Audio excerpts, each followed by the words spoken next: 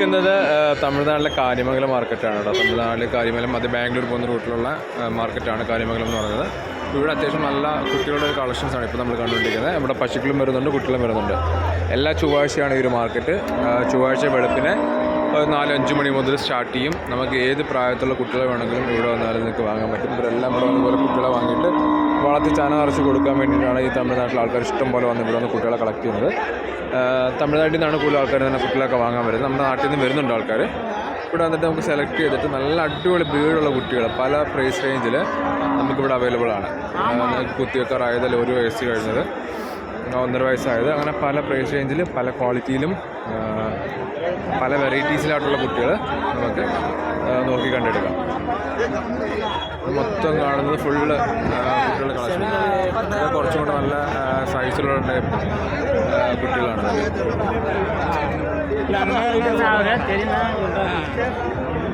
ഇത് കുറച്ച് നല്ല ബ്രീഡ് ക്വാളിറ്റി കൂടി അടിപൊളി കുത്തിവെക്കാറായ ടൈപ്പിൽ കുട്ടികളാണ്.